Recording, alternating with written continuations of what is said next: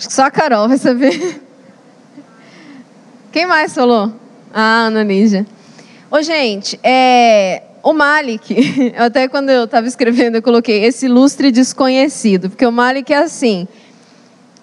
Bom, para quem estuda a área de cinema ou para quem se interessa por cultura e tal, ele é alguém que produz filmes muito conhecidos e, em geral, ou muito amados ou muito odiados.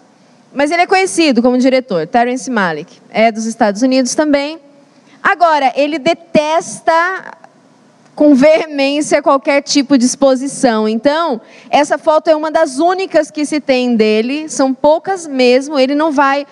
ganhou o prêmio da Palma de Ouro do quem não sei o quê. Ele não vai na premiação, ele não dá entrevista.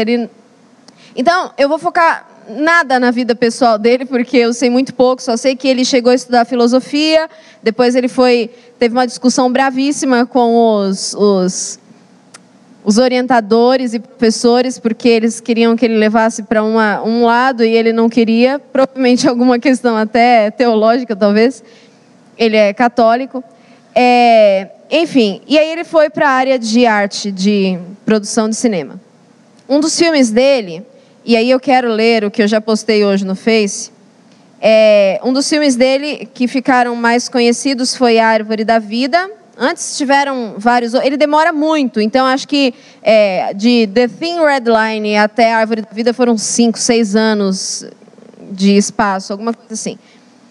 E aí, por que eu pedi para colocar ele?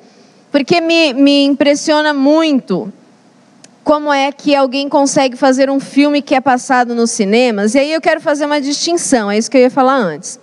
Tem Quarto de Guerra, que eu quero ver, que eu já ouvi falar que é muito bom, sobre oração. Tem Desafiando Gigantes, tem o Desafio do Amor e tal, que são os filmes feitos pelo pessoal da Igreja Batista lá dos Estados Unidos. Mas esses são filmes, essencialmente, ou para cristãos, ou para quem está sendo evangelizado. Você fala, vê esse filme aqui, porque é óbvio que é linguagem de cristão, tem oração, todo mundo junta, e tem a cruz e tal. O Malik, ele conseguiu uma façanha, que eu acho, nos dias de hoje, porque isso antigamente era muito comum. Você pega Rembrandt e tal, mas que é produzir uma arte com não são princípios não, mas com questões religiosas, mas ser um negócio tão bom que todo mundo assiste, nem que seja para falar que o negócio é ruim. Então, A Árvore da Vida é um filme que foi muito comentado. A maior parte das pessoas foi para o cinema no meio do filme, desistiu, saiu, foi embora. E aí, para quem fez isso, que está aqui, eu sugiro muito ler duas coisas. Um é um artigo do Guilherme Carvalho, lá do Labri, explicando o filme. E o outro é um artigo do Zeca Camargo, da Globo, falando sobre o filme. Eu acho que a questão é assim, e até o Zeca Camargo fala, se você não teve paciência, lê o que eu estou falando e depois assiste de novo. Porque ele fala até assim, se você não teve paciência para ver os dinossauros, você também perdeu a questão da compaixão do filme. Se você não teve paciência para isso, você também perdeu isso. A questão é que o Zeca Camargo, eu vou ler o que ele escreve, tá? Que é melhor. O filme mexeu tanto comigo que me fez reconsiderar até mesmo minha posição com relação à fé.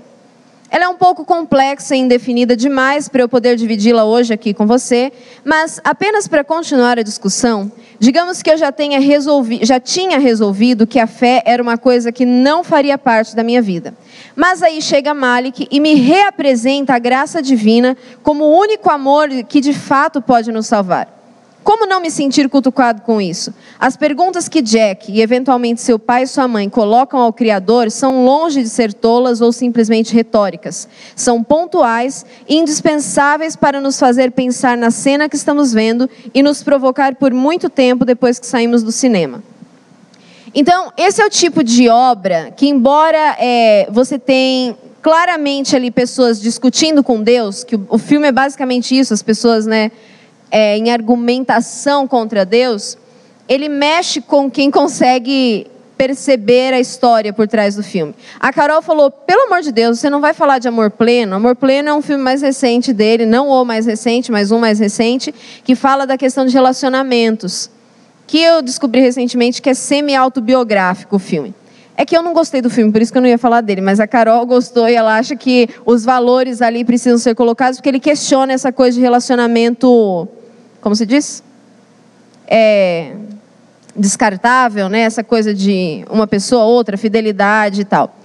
A questão é que é isso que eu estava falando naquela hora eu falo que a gente tem o hábito Conde de Sarzedas, assim, que é o nosso gueto, onde a gente vai e acha coisas, sapatos de crente, gravata de crente. O Marcos ama Conde de Sarzedas, desculpa, irmão, por falar isso na sua frente, mas aquela coisa assim, de nós criamos uma subcultura gospel, que nós assistimos e achamos bonito, legal, porque são valores que a gente tem, que a gente ama, mas que para o não cristão ele olha e fala, tá legal, mas não vai me falar que isso aí tá bom, né? É interessante o que você está falando e tal.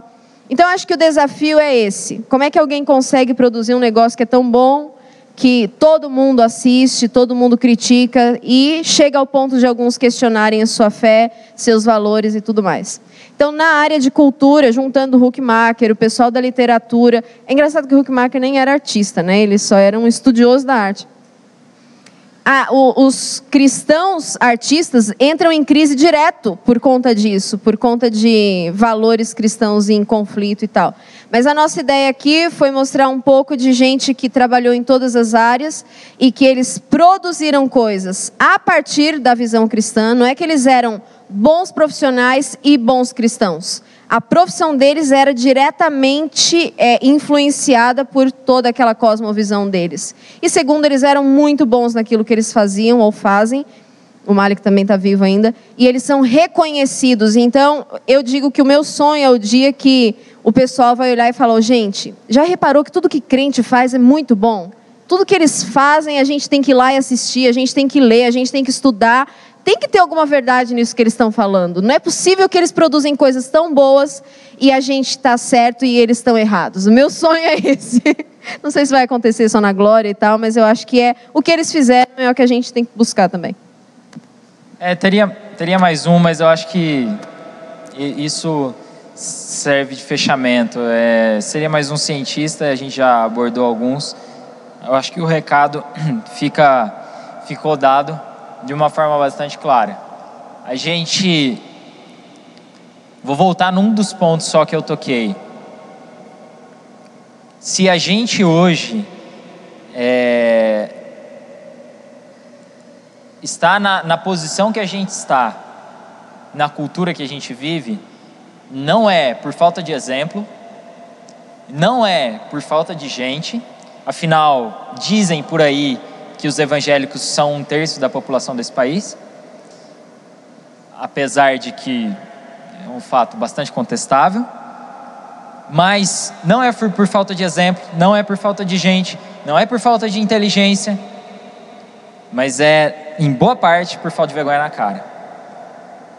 A gente realmente não tem vergonha na cara, a gente canta bem na igreja, a gente escreve bons textos sobre a palavra de Deus, a gente faz até algumas boas produções cinematográficas para os cristãos, a gente faz ciência muitas vezes bem, dá às vezes bom testemunho, mas a gente deixa muito a desejar quando o assunto é mostrar a relevância da nossa fé diante das outras ideologias conflitantes, diante das outras cosmovisões que conflitam com a cosmovisão cristã. Eu tenho as minhas dúvidas se a nossa falta de voz na sociedade é porque a gente não tem convicção suficiente da nossa própria fé. Então eu acho que a mensagem final que eu deixaria seria essa: o quão convicto você está de que a cosmovisão cristã ela te dá uma base para toda a sua vida. Eu digo isso porque por muitos anos eu não tive essa convicção, e isso me jogou para escanteio, e isso me deixou na defensiva, e isso às vezes ainda me deixa na defensiva. Muitas vezes no meu trabalho eu tenho vergonha de brigar com gente que é muito mais graduada que eu, ou debater ideias, brigar no bom sentido, debater ideias com gente que é muito mais graduada que eu, porque eu não tenho uma convicção suficiente de que o Evangelho realmente é uma base, é uma estrutura a partir da qual eu posso compreender todas as coisas. Então o meu desafio final é para que a gente pense um pouquinho. O que hoje impede que o Evangelho se expresse através da minha vida e modifique a realidade ao meu redor? O que está impedindo? São fatores simplesmente externos? Ou é falta de vergonha na cara mesmo? Ou é falta de confiança no poder do Evangelho? Isso. E se vocês quiserem, a gente pode passar uma lista de livro, de filme, que foram as coisas que influenciaram o nosso pensamento e que vem fazendo a nossa mente mudar, de todo mundo que tem entrado para isso, né? Que a ideia é realmente conhecer quem foram essas pessoas. O meu contato foi assim, conhecendo quem foram elas, as obras produzidas por elas, e aí começar a pensar, bom, se eles conseguiram, a gente consegue também. Então, se vocês quiserem depois, vocês podem mandar e-mail ou qualquer coisa, a gente pode mandar para vocês as listas e as sugestões e as dicas que a gente tem.